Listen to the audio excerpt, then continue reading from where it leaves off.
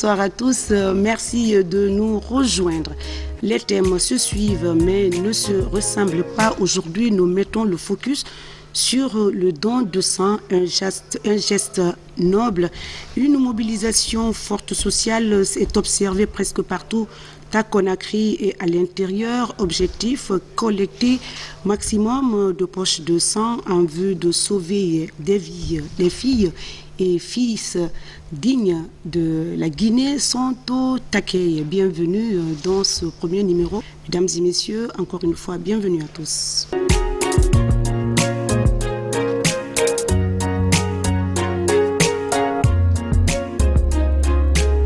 Retour en plateau, merci de nous rejoindre, bienvenue dans ce numéro.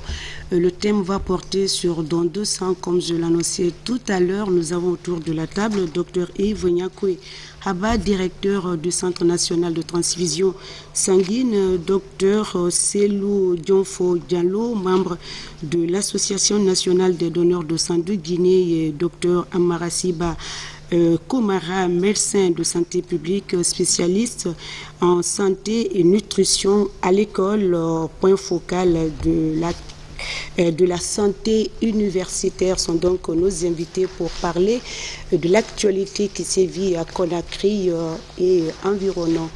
Bonsoir docteur Yves, docteur Komara Siba, bonsoir, docteur Diallo, bonsoir, merci donc de répondre à notre invitation.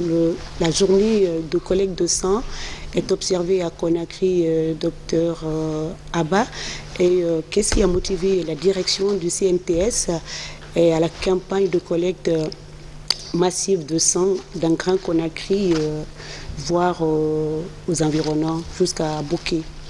Merci Madame Sissoko. Le Centre national de transfusion sanguine, c'est un service du ministère de la Santé qui a pour objectif de couvrir, objectif essentiel, je vais dire, de couvrir les besoins nationaux de la population guinéenne en matière de sang et de produits sanguins. Donc cette mission principale se heurte à des difficultés. C'est pourquoi donc, pour juguler ces difficultés, nous avons dû nouer un partenariat avec le service de santé universitaire pour donc nous permettre de faire face efficacement à cette mission de couverture nationale des besoins du sang pour les populations guinéennes. Très bien. Est-ce que c'est seulement les universités privées et publiques de la nation? Il y a d'autres entités qui sont déterminées à donner du sang pour sauver des vies? Et il faut se dire que toute personne en bonne santé entre 18 et 60 ans est concernée par le don de sang. Mais pour cette campagne, nous nous sommes intéressés aux universités. Spécialement aux universités. Puisque notre partenaire a bien voulu que ce soit de cette façon. Mais en dehors de cette campagne, toutes les autres couches de la population en bonne santé entre 18 et 60 ans peuvent bien vouloir donner leur sang. Nous avons vu aussi les militaires qui étaient déterminés à donner du sang pour sauver des vies. Docteur, avant de vous quitter, pourquoi cette campagne? Est-ce qu'une rupture se profile à l'horizon ou juste par précaution pour éviter la première option, quoi, c'est-à-dire qu'il y ait rupture de sang dans les banques? Et il faut se dire que dans les conditions actuelles, nous sommes permanemment en rupture de stock de sang. Et puisque nous approchons la période de grande consommation, c'est-à-dire la période de la saison pluvieuse, et il se trouve que pendant cette période, il y a une augmentation de la consommation en raison de la recrudescence des cas de paludisme grave, mais également associé aux autres besoins habituels en direction des femmes qui ont des complications de la grossesse ou de l'accouchement. Donc pour prévenir cette augmentation, les ruptures en cette période de grande consommation, nous avons voulu initier cette campagne-là. D'accord. Ben, ça n'a rien à voir avec la journée de don de sang. Hein. Monsieur Komarasiba, vous êtes membre de la commission d'organisation de la dite campagne. Parlez-nous-en, comment est-ce que vous vous y prenez? Vous êtes seulement de les universités privées, publiques? Parlez-nous-en. Merci madame pour l'opportunité que nous offrez à nous pour parler sur ce plateau d'une problématique très sensible, la collecte de dons de sang. Nous venons de finir le mois de Ramadan. Ce projet a été établi depuis avant le mois de Ramadan. Et nous avons jugé nécessaire de mettre focus sur cette période-là, c'est-à-dire mai-juin, pour toucher beaucoup plus de nombre. Parce que si on organisait pendant le mois de Ramadan, on n'allait pas avoir beaucoup plus de nombre. C'est pas tout le monde qui peut donner en tout cas son sang. Maintenant, la population la plus valide et la plus active à donner ce sang, nous avons pensé que ce sont des étudiants, ce sont des élèves qui peuvent donner des sang. Donc c'est pourquoi nous avons initié ce programme-là en partenariat avec le Centre national de transfusion sanguine, à travers plutôt la Direction nationale de la santé scolaire et universitaire, qui c'est une grande direction, dont je suis un médecin assistant, je suis le point focal de la santé universitaire. Donc nous avons donc jugé nécessaire vraiment d'organiser cette campagne pour toucher beaucoup plus de nombre. D'accord. Et l'objectif visé par cette campagne... Université publique privée Conakry, ou bien vous allez jusqu'à l'intérieur du pays? Nous allons commencer par Grand Conakry, puis nous irons jusqu'à l'intérieur du pays. D'accord. Et nous avons... À travers ma direction, nous avons adressé une lettre officielle à Madame la ministre de l'Enseignement supérieur. Madame la ministre a pris les dispositions idoines pour adresser des courriers aux recteurs des universités de Guinée, y compris le public et privé. Avant de vous revenir, on revient encore à notre directeur de CNTS. Docteur, il a dit, vous avez dit, la grande consommation en période de grandes pluies. La population guinéenne est estimée à 14 millions de population. Est-ce qu'aujourd'hui, la capacité de stockage du centre vous permet, avec cette campagne, d'avoir beaucoup plus de poches de sang dans... Capacité de stockage, oui, puisque avec l'appui de nos partenaires, nous avons pu équiper toutes les structures du pays avec des moyens de stockage. Mais capacité de stockage ne signifie pas disponibilité du sang, puisque on peut avoir toutes les c'est par rapport à la campagne, hein, parce que quand on parle des universités, il y en a plusieurs, privés, publics, à l'intérieur. On peut avoir beaucoup plus de sang, mais avoir un bon sang, on va en parler tout à l'heure aussi. Oui. Parce que tout ce qu'ils vont donner le sang, peut-être que ne seront pas acceptés. Quel que soit le nombre de donneurs qui se mobilisent, nous avons aujourd'hui la capacité de conservation du sang qui va être donné. De l'autre côté, c'est pas parce qu'on s'adresse à une vaste population qu'avec notre expérience, on va avoir beaucoup plus de donneurs. Donc, capacité de conservation, nous disons oui, puisque toutes les structures du pays, toutes les structures de soins publics du pays sont équipés en moyens de conservation et le problème ne devrait pas se poser. C'est déjà un acquis. Le problème plutôt qui nous incombe et qui nous invalide, c'est la mobilisation sociale. C'est cette mobilisation sociale qui fait qu'actuellement, nous sommes obligés d'aller vers les familles lorsque un besoin de sang est exprimé. Dans la majorité des cas, ce sont les familles qui sont obligées de trouver en leur sein des personnes de bonne volonté, des personnes en bonne santé pour pouvoir couvrir le besoin d'un des leurs. Monsieur Yonfo, on va vous revenir. Vous êtes membre de l'Association nationale de donneurs de sang de Guinée. Parlez-nous un tout petit peu de cette association. Je sais que vous êtes aussi médecin. Qui doit être dans cette association? Quels sont les critères d'éligibilité? D'accord. Merci pour l'opportunité que vous nous offrez, que vous offrez aux millions de Guinéens. L'Association nationale de donneurs bénévoles de sang de Guinée est un partenaire du Centre national de transfusion sanguine. Et notre objectif, c'est d'aider le centre vraiment à se procurer ces biens, notamment de se doter d'une quantité suffisante en produits sanguins. C'est qu'il n'y ait pas de manque de sang à travers une sensibilisation citoyenne, une participation collective afin qu'il y ait un maximum de donneurs de sang bénévoles. Maintenant, pour être membre de l'association, c'est aussi simple. C'est la première des choses. Nous demandons aux personnes désireuses d'abord d'effectuer 3 dons de sang. Ça fait partie. Et formuler une demande. L'adhésion elle est gratuite, adressée au président de l'association, Dr Jacques Théa. Voilà. C'est l'unique critère. Et en plus ça, de se procurer d'une carte. Cette carte, elle est une carte nationale de donneurs bénévoles de sang qui va être délivrée par le CNTS.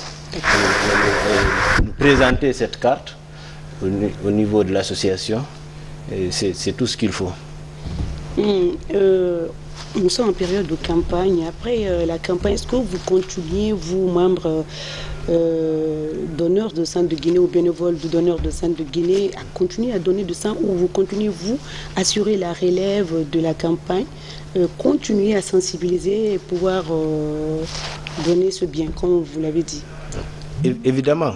Chez nous, l'Association nationale des donneurs bénévoles de sang, et pratiquement pour nous, il n'y a pas de campagne. À chaque fois, c'est la campagne. C'est que la campagne n'a pas de fin.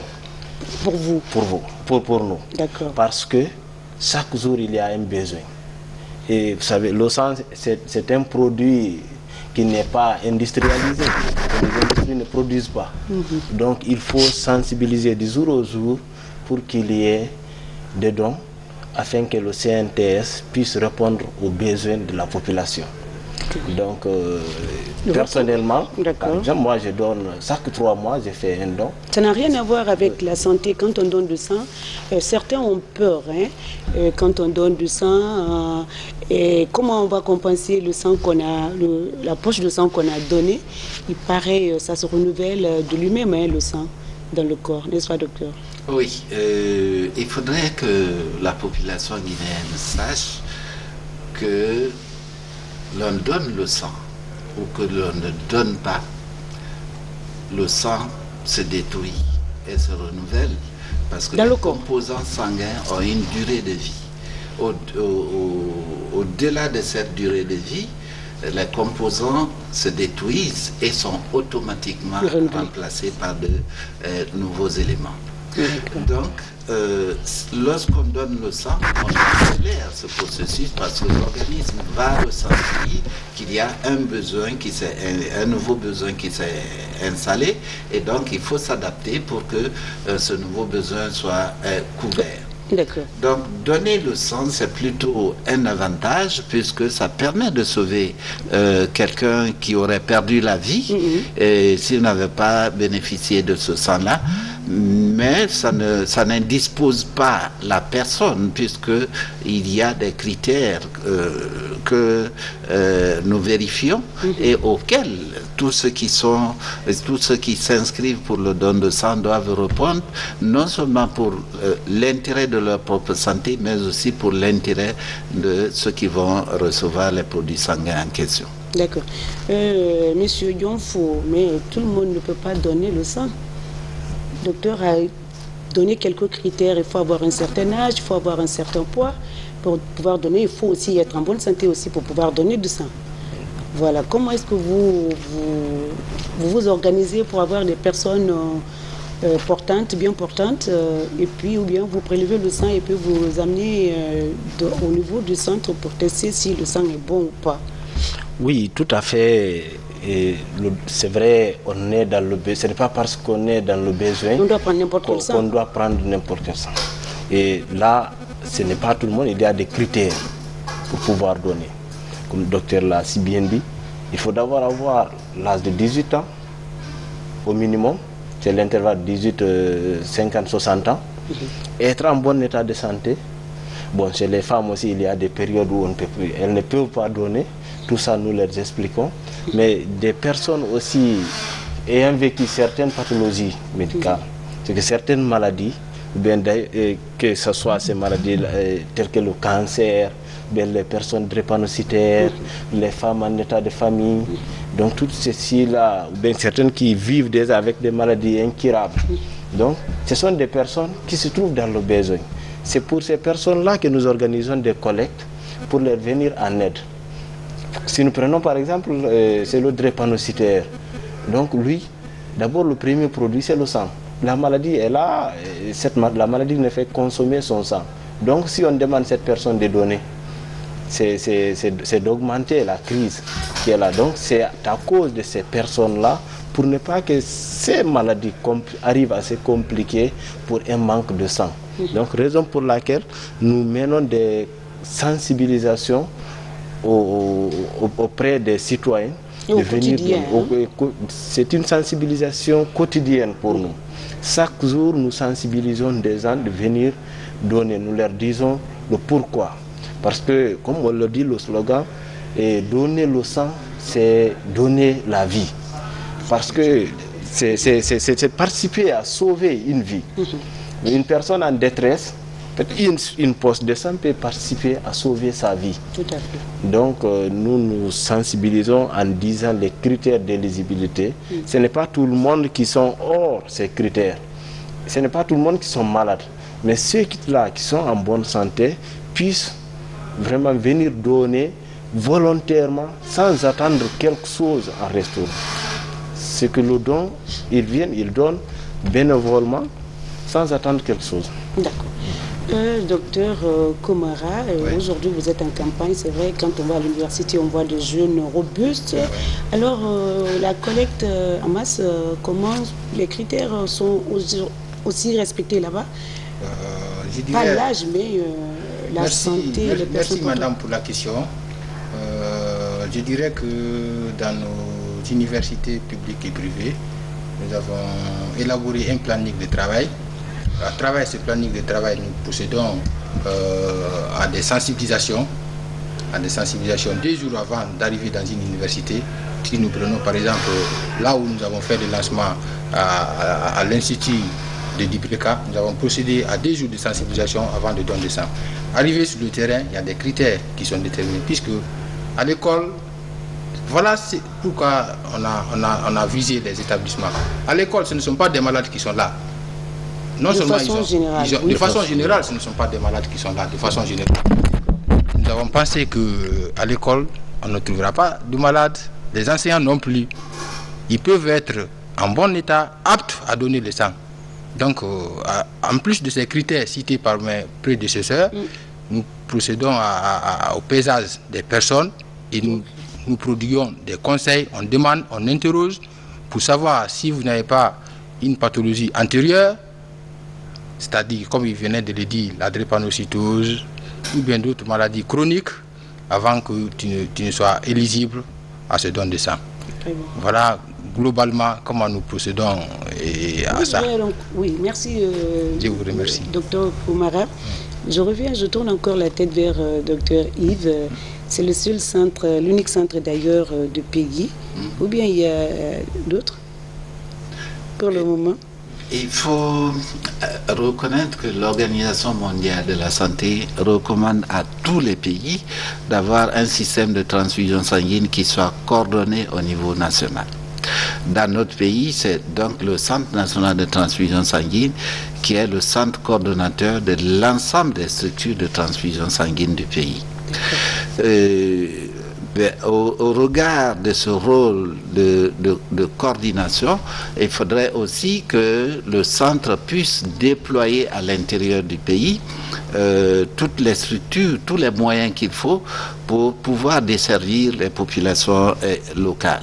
Et au jour d'aujourd'hui, à part le Centre national de transfusion sanguine qui répond vraiment à la structure telle que définie par l'Organisation mondiale de la santé, le reste du pays éprouve des difficultés, puisque à part le Centre national de transfusion sanguine qui a un centre indépendant, tout l'intérieur du pays, donc tout l'intérieur du pays, c'est plutôt des structures de transfusion sanguine qui dépendent des hôpitaux. Et lorsque c'est le cas, vous allez trouver que les cliniques privées, par exemple, qui ont des malades qui ont parfois besoin de transfusion sanguine, ne peuvent pas accéder dans ces lieux-là aux produits sanguins. Voilà, vous avez presque répondu à ma question. Je demandais, il y a les mécanismes à mettre en place pour servir les hôpitaux nationaux.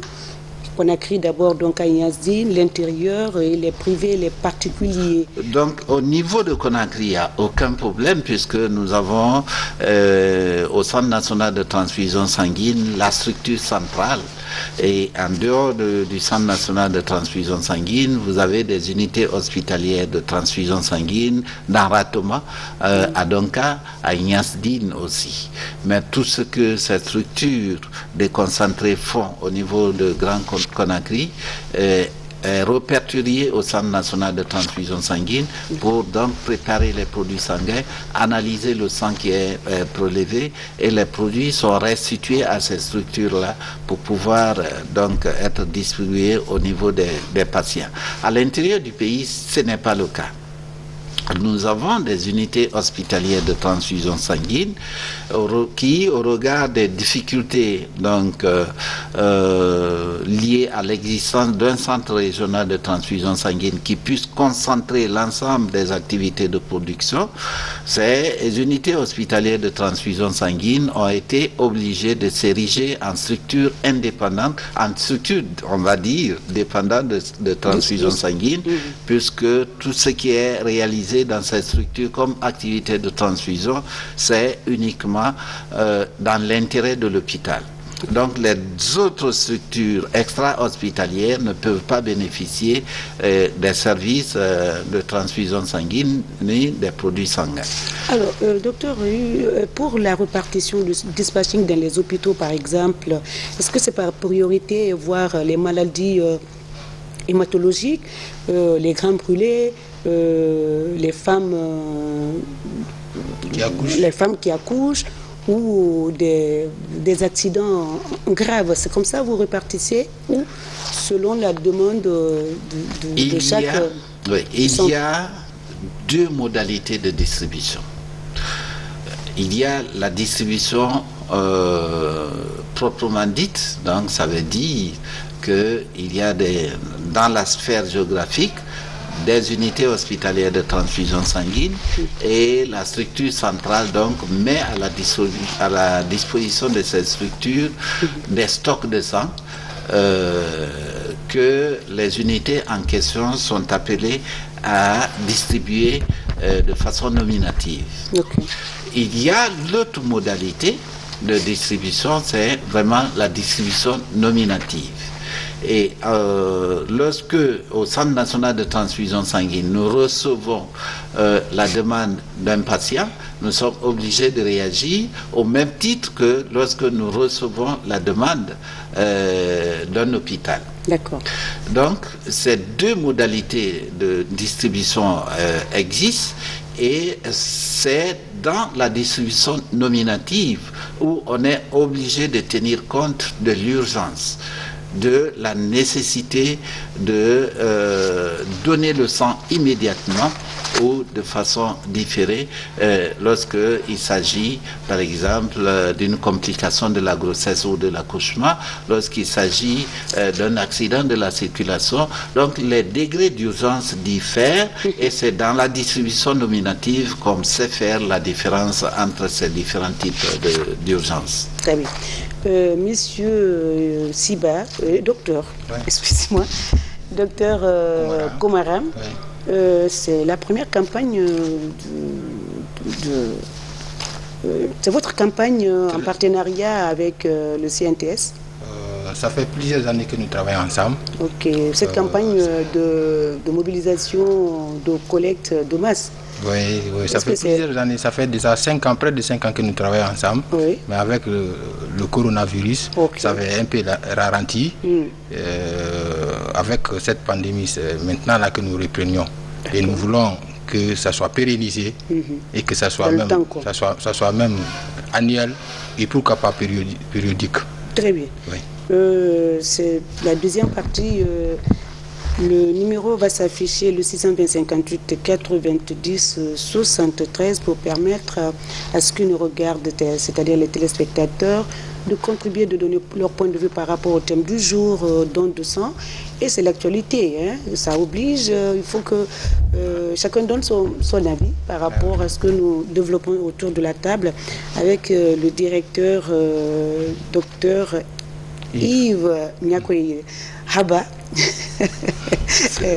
du Centre national de transfusion sanguine, docteur Siba Komara et docteur Tselo Dianfo, membre de l'association, le point focal de la santé de l'université publique-privée. Et le premier appel déjà est là, on va prendre. De la santé de l'université. Est-ce qu'on peut, ceux qui veulent poser des questions, on le dit souvent, en le faisant, éloignez-vous un peu de votre poste téléviseur, sinon il y a trop de bruit et en plus, on ne comprend pas la question. Donc, on peut continuer à sensibiliser avant d'autres appels. Docteur, je crois que c'est une opportunité pour vous de féliciter vos partenaires, hein, parce que sans eux, ça va être très difficile. Pour cette campagne, comme ce n'est pas la journée de don de sang, est-ce que, à part ces deux partenaires, l'association et point focal, docteur, en l'occurrence, docteur Komara, est-ce qu'il y a d'autres partenaires qui vous accompagnent en cette période de campagne? Oui, au niveau du Centre national de transfusion sanguine, il faut savoir qu'il y a deux types de partenaires. Il y a des partenaires qui nous permettent de financer les activités de transfusion sanguine, d'avoir les équipements, d'avoir les infrastructures. Mais de l'autre côté, il y a les partenaires qui nous aident à mobiliser. Parce qu'une chose est d'avoir les infrastructures, d'avoir les équipements, mais lorsque vous avez ces éléments et que vous n'ayez pas de donneurs, ils ne servent à rien du tout. Donc, de l'autre côté, il y a donc ces partenaires qui nous aident dans la mobilisation sociale. Vous avez l'exemple des deux partenaires qui sont présents sur le plateau, mais il n'y a pas que les deux partenaires. Il y a également, qu'il faut citer, la Jeune Chambre internationale de Guinée. Et il y a qu'il faut citer également comment on appelle, la Croix-Rouge guinéenne, qui est notre partenaire habituel. Et il y a également qu'il faut associer à cette citation toutes les structures, toutes les ONG dont je ne peux pas citer ici. Elles sont nombreuses, ces structures, donc, mais qui nous aident de par leur façon, dans leur programme annuel, à mobiliser les donneurs de sang pour nous permettre de collecter le maximum de sang pour la population guinéenne. En ce qui concerne donc les structures qui nous permettent de financer les activités de transfusion sanguine, vous avez au premier rang naturellement l'État guinéen, parce qu'en dehors de l'État, nous ne sommes rien du tout. Mais vous êtes déjà l'État. À côté, oui, nous sommes l'État. C'est le lieu de remercier et de féliciter vraiment les autorités qui s'investissent pour la mobilisation des ressources. Mais à côté, donc, il y a les partenaires techniques et financiers, au rang desquels il faudrait citer l'Organisation mondiale de la santé.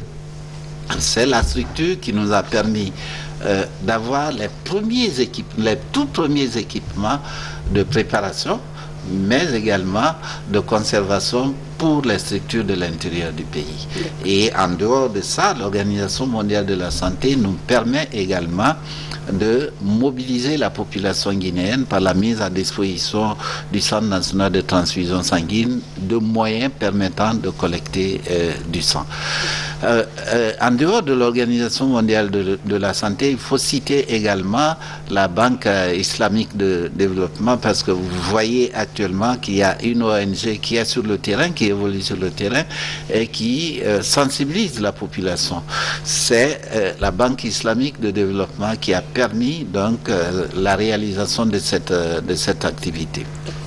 Il y a également toutes les structures, tous les partenaires qui œuvrent donc pour la protection de la santé maternelle et infantile.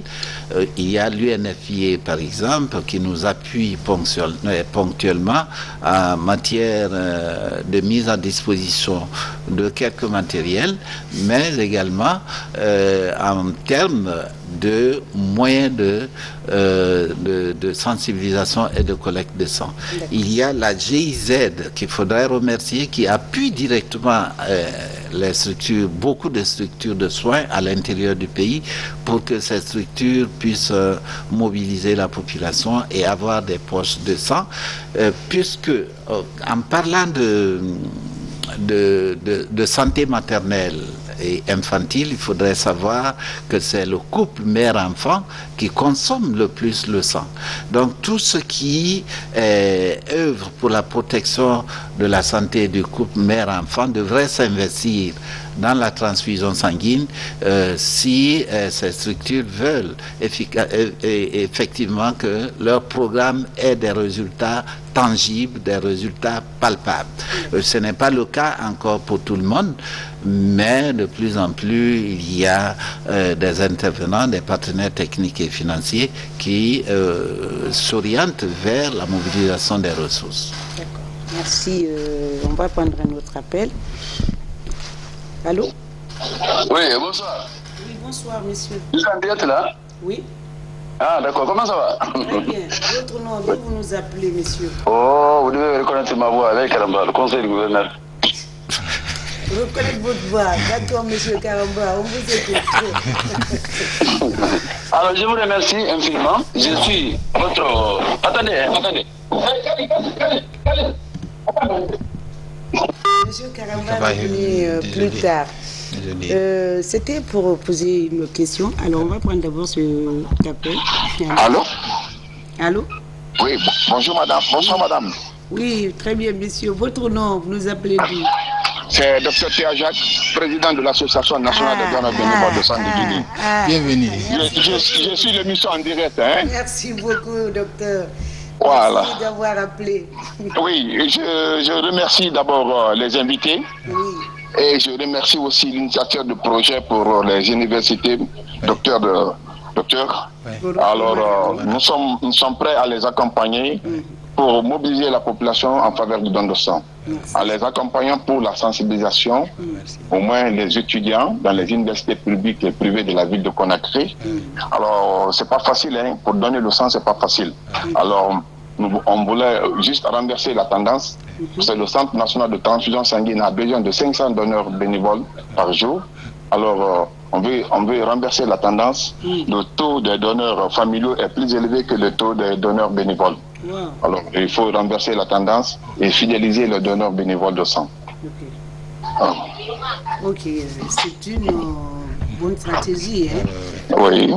Il y a une question lorsqu'il a parlé.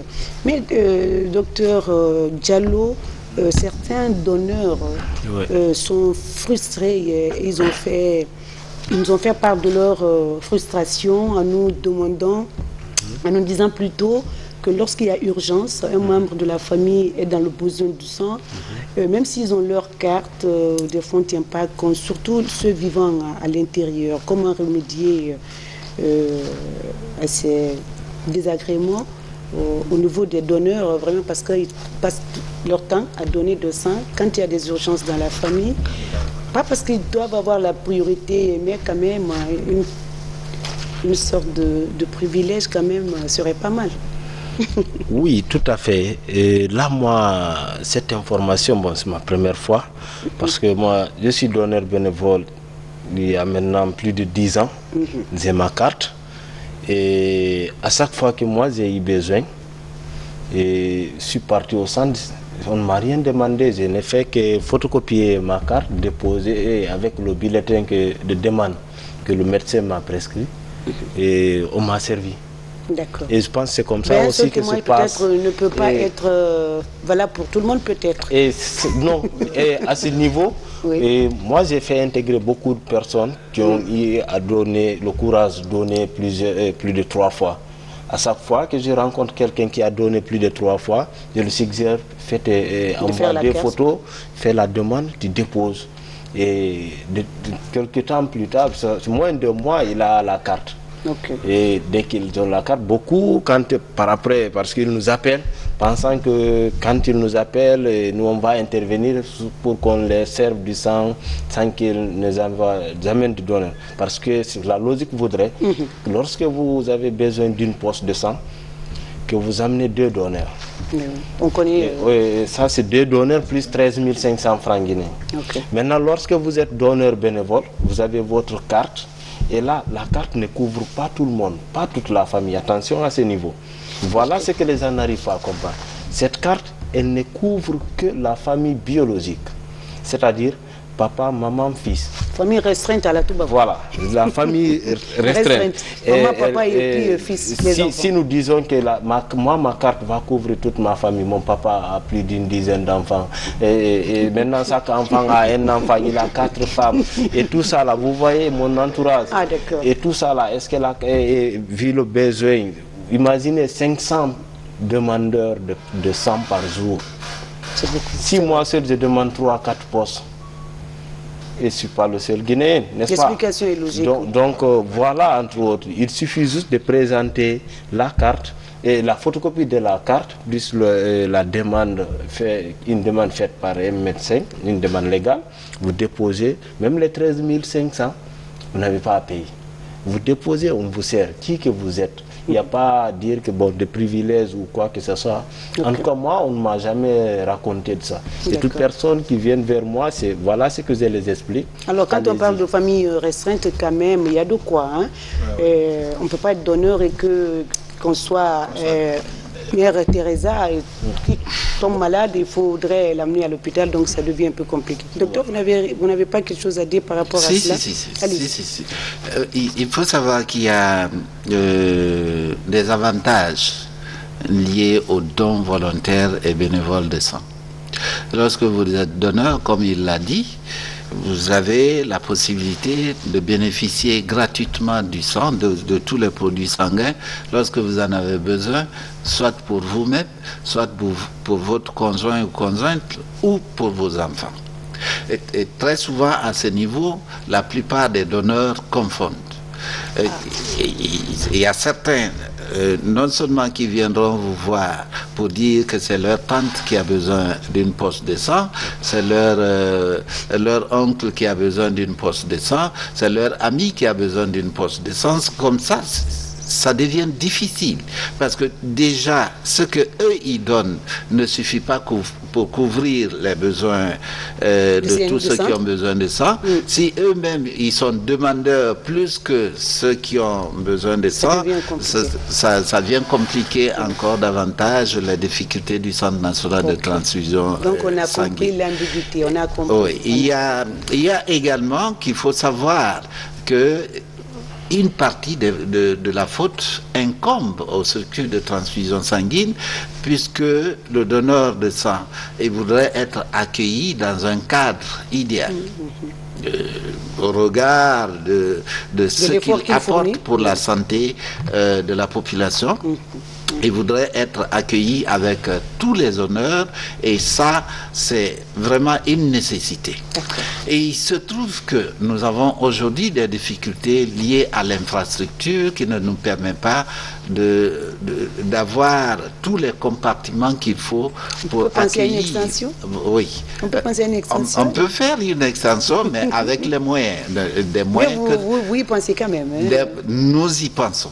Il y a beaucoup de projets maintenant là qui pensent à la transfusion sanguine, donc des aspects prennent en compte donc les besoins de transfusion sanguine, il le faut quand même. y compris pour Conakry, mais aussi pour l'intérieur du pays, à savoir les centres régionaux de transfusion sanguine.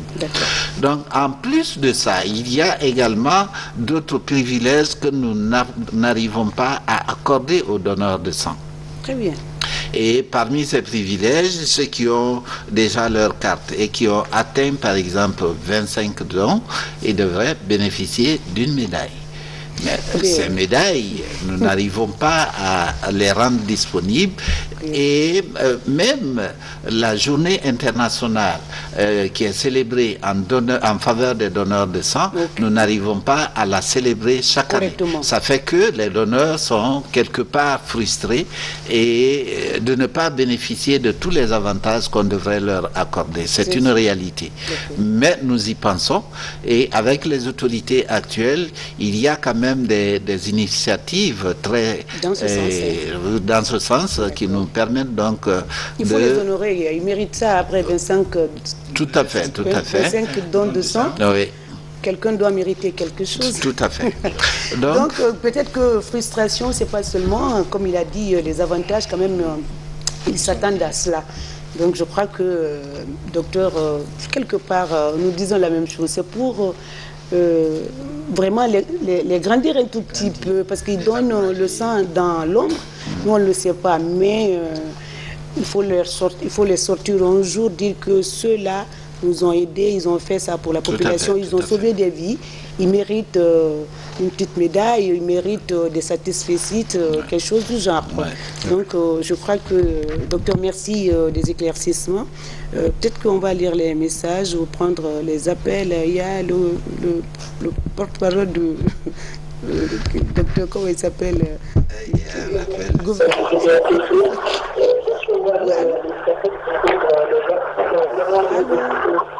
Oui, bonsoir madame. Éloignez-vous de votre poste télévisé, s'il vous plaît. Allô? Éloignez-vous de votre poste télévisé. Oui, bonsoir. Bonsoir, monsieur. Éloignez-vous. Oui, c'est moi qui viens, Karamba. Monsieur Karamba, éloignez-vous de votre poste télévisé. Oui, je veux mettre c'est bon ici? Il y a trop de bruit. Si là, c'est bon, là, ça va ici. Hein? Là, ça va? Oui, ça va. Monsieur Karamba, nous vous écoutons. Voilà, je vais vous dire bonsoir et vous encourager. Je dis bonsoir à M. Abba, le docteur Abba. D'accord. Je pense à son frère, Valentin Abba, mon ami. Il y a une seule question à poser à docteur. D'accord, allez-y. Si Conakry pleure, moi, mon inquiétude, si Conakry pleure, pour qu'est-ce que le manque de sang? La paix pleure, pour qu'est-ce que le manque de sang? Bokeh pleure. Alors, je pense à nos villageois qui sont à l'arrière du pays. Je pense par exemple aux gens qui habitent, comment ça s'appelle, Gawal là-bas, dans la ville natale de Ousmane Gawal. Il n'y a même pas d'hôpital là-bas. Alors, si la question de savoir que les Guinéens sont vraiment volontaires d'accompagner la transition en nous donnant beaucoup de sang. Parce qu'on n'a pas assez de temps. Parce que pour moi, vous savez, le faux 3 ans là, comment vous montez? On peut pas, avec ça, on peut pas, hein, il faut 15-5 ans. Là, ma question, c'est de savoir est-ce que les Guinéens sont vraiment volontaires à donner des sang? Il faut qu'on donne le sang, il faut que tout le monde soit volontaire. Vous voyez, non, le dimanche, moi, il travaille ici. On n'a pas le temps. D'accord. C'est ça ma question. À vous remercie. Docteur, vous avez un peu compris sa préoccupation, hein? Si il y a rupture, et ceux qui sont de l'autre côté, c'est ça en gros quoi. Il faut savoir que compte tenu des innombrables difficultés, on a préféré aller en résolvant les problèmes par niveau. Le premier niveau, avant de parler de disponibilité du sang, il faut avoir du personnel. Donc pour ouvrir une unité de transfusion sanguine dans une structure, il faudrait qu'il y ait du personnel formé. Deuxième niveau, vous ne pouvez pas parler de disponibilité de sang sans qu'il y ait les moyens de conservation. Et ces moyens de conservation, avec l'appui de l'État et de certains partenaires techniques et financiers, sont rendus disponibles aujourd'hui dans toutes les structures du pays. Le troisième niveau, maintenant, c'est plutôt avoir les donneurs de sang, puisqu'on a du personnel formé, on a les équipements qu'il faut pour la conservation du sang, pour l'analyse des produits sanguins. Et il faudrait que la population se mobilise. Nous sommes à ce niveau et là-dessus, il y a actuellement une ONG qui a bénéficié du choix du projet qui a en charge donc l'appui au secteur de la santé post-Ebola, donc Pride, qui est sur le terrain, qui est en train d'informer la population, de sensibiliser la population pour leur faire comprendre la nécessité de donner le sang. Donc, à côté de ces aspects, le plus important, je crois, c'est la mobilisation sociale. Et là-dessus, aujourd'hui, on a d'énormes difficultés. On a d'énormes difficultés parce que les gens ne comprennent pas l'importance du don de sang. Le don de sang, c'est un geste qui sauve la vie. Oui. C'est un geste... lorsque vous n'avez jamais été confronté à un manque de sang, à une demande de sang, vous allez penser que non, ça passe inaperçu. Lorsque vous n'êtes pas dans le besoin, voilà. Vous ne pouvez pas vous rendre compte voilà. que donner du sang, c'est sauver une vie. Oui, c'est malheureusement ce que la majorité de la population guinéenne ne comprend pas. Ou tarde à comprendre. Voilà. Tarde à comprendre. Et donc, à côté de tous ces aspects, il est important que nous ayons des appuis. Nous ayons des appuis parce que sensibiliser la population guinéenne, si ce n'est pas vous qui organisez de telles émissions, si ce n'est pas la RTG qui fait passer les messages sur le don de sang, c'est difficile pour nous sans moyens. Et c'est difficile pour nous. Donc il y a nécessité que et l'État et les partenaires techniques au développement comprennent que le don de sang mérite aussi d'être appuyé avec les moyens qu'il faut et que cela participe de la protection de la santé de la population. On va prendre cet appel, voir si M. Komara a envie de dire quelque chose. Allô? Ouais. Oui, maintenant, Amara Diané. Monsieur Diané, éloignez-vous de votre poste téléviseur, s'il vous plaît.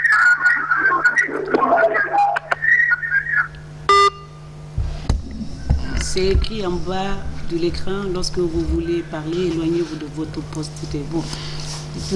Peut-être qu'on ne lit pas avant de poser. Tout le monde ne comprend pas. Oui. Docteur Abba, vous avez envie de dire quelque chose? Pour revenir à ces questions sur les avantages, et en plus de ce que mes prédécesseurs venaient de dire, il faut ajouter que quand vous donnez des sang, vous pouvez connaître votre groupe sanguin. Ça fait partie des avantages. Oui, hier à la télévision, il y a un jeune qui a dit donner le sang, ça lui permet de connaître, parce qu'il est étudiant, mais jusqu'à présent, il ne connaît pas, son groupe sanguin. C'est dommage. Et la plupart de nos étudiants aujourd'hui ne connaissent pas leur groupe sanguin. C'est une opportunité. C'est une opportunité aux étudiants de donner leur sang. Ensuite, tu peux connaître ton statut sérologique. Tout à fait. Si vous n'aviez pas le VIH, vous n'avez pas l'hépatite ou d'autres infections. Voilà quelques avantages que je voudrais ajouter à ce que mes prédécesseurs viennent de le dire. Et si nous prenons spécifiquement cette campagne de don de sang, au-delà du don de sang, nous faisons des sensibilisations et des distributions des préservatifs avec l'accompagnement du programme national de lutte contre le sida, qui est en train de nous mettre à disposition d'énormes quantités de préservatifs que nous allons distribuer aux jeunes. D'accord. Une pierre, plusieurs coups. Plusieurs coups en même temps. Alors? C'est une opportunité. Alors? Oui, bonsoir, monsieur. Oui, c'est M. Kamara. Nous vous écoutons, monsieur. Je suis donneur de sang. Je vais participer à votre émission. Allez-y, nous vous écoutons. Merci. Oui, alors? Merci, monsieur Kamara. Nous vous écoutons. Je suis M. Kabinet Kamara. Monsieur Kabinet Kamara, nous vous écoutons. Éloignez-vous de votre poste de téléviseur. Je suis donneur de sang. J'ai donné plus de 35 fois le sang en Guinée. Wow, merci. Félicitations. Non, je vous en prie. Je remercie Dr Yves et je remercie ses invités en plateau. D'accord. Mais, madame, il y a une femme qui est à Koya, madame Souma. Oui. Vraiment, elle fait du beau travail à Koya. Okay. Je me suis rabattu maintenant vers elle à Koya pour donner le sang. Vraiment, c'est une femme qu'il faut beaucoup remercier, madame Souma. Ok. Voilà. Je suis donneur de sang. J'ai ma carte avec moi. Docteur Yves me connaît, docteur Philippe me connaît. Je donne mon sang en Côte d'Ivoire, je donne mon sang en Guinée. Très bien. Donc, c'est une bonne émission. On prie Dieu que les gens participent, les gens nous aident aussi, parce que nous, on est en train de vieillir là. Il faut que les jeunes gens viennent nous remplacer quand même. On félicite, on encourage, on remercie Madame Souma. Pardon? Oui, monsieur Kamara, oui. Il y a trop de bruit. Il faut que les jeunes gens viennent nous remplacer maintenant. D'accord. Bientôt, on va voir la soixantaine, on sera plus donné des sang. Oui, vous avez raison. Il faut que les jeunes gens viennent nous remplacer quand même. Oui, justement, c'est à cela que nous nous attelons via le point focal, monsieur Docteur Siba. Je vous remercie beaucoup pour votre émission. Merci à vous également. C'est une bonne émission. Dites à Docteur Yves que c'est un donneur qui a appelé, camarade. Il vous écoute, il vous félicite en même temps. Non, je vous en prie. Je voulais voir est-ce qu'on peut lire quelques messages parce qu'il y en a beaucoup. Moi aussi, le temps nous permet. Bonsoir à vous et à Docteur Rabat. Selon Monsieur le Directeur, qu'est-ce qui constitue l'obstacle à la mobilisation pour le don de sang? Docteur, vous et le Docteur Dionfo, rapidement, on n'a que 2 minutes. Premier élément. Rapidement, docteur, oui. Pour la mobilisation sociale, il y a le fait qu'on ne fait pas beaucoup de campagnes, on ne fait pas beaucoup de communication. Donc ça limite un peu le degré de compréhension de la population. Mais nous sommes en train de surmonter ça avec la présence de Pradi sur le terrain. Deuxième aspect, c'est que même si on met à la disposition de la population guinéenne des moyens pour comprendre le don de sang, il se trouve que nous avons un degré très élevé d'analphabétisme qui ne favorise pas la compréhension des gens. Troisième élément, il y a que, compte tenu du fait qu'il y a une faible mobilisation des volontaires, nous sommes obligés de nous rabattre sur les familles, et le fait de nous rabattre sur les familles amène certaines familles à recourir à du don payant. Et lorsque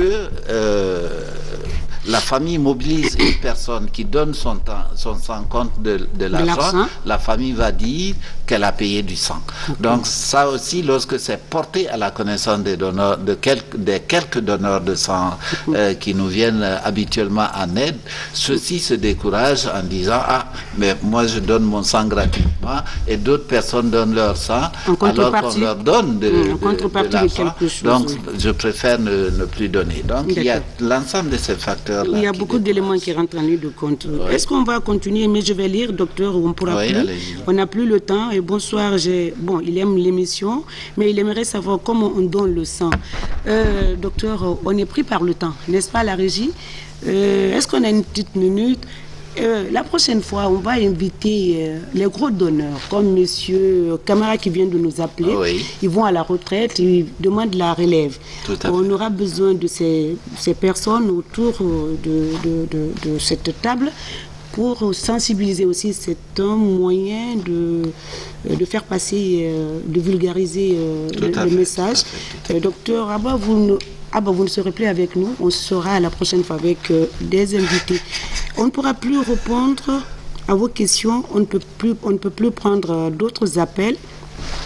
Et on va terminer sur ces mots. Le docteur l'a dit, et je répète ce qu'il a dit. Donner son sang permet chaque jour d'améliorer la santé et sauver des vies. Un acte simple que vous pouvez répéter plusieurs fois dans l'année sans risque pour votre santé. C'est sur ces mots, donc, ces gestes simples et symbolique que nous vous disons au revoir. Je rappelle que nous étions avec Dr Yves Nyakwe Haba, directeur du Centre national de transfusion sanguine, et Amara Siba Komara, médecin de santé publique, spécialiste en santé et nutrition à l'école, point focal de la santé à l'université universitaire publique privée. Et docteur Selou Dianfo Diallo, membre de l'Association nationale des donneurs et bénévoles de sang de Guinée. C'est ça. Docteur Abba, c'est fini. On se retrouve, pas vous, on se retrouve avec une autre équipe pour sensibiliser. En tout cas, c'est une tribune pour vous, pour permettre à la population plus loin de comprendre et d'adhérer à la campagne de don de sang. Merci à l'équipe qui m'accompagne tous les jours, tous les dimanches plutôt, pour la production de cette émission. On se retrouve la semaine prochaine. Merci à ceux qui nous suivent d'ici et d'ailleurs. On se retrouve donc la semaine prochaine pour d'autres problématiques, d'autres thématiques dans votre émission de santé. Dites-moi tout, docteur de la télé nationale. D'ici là, prenez soin de vous.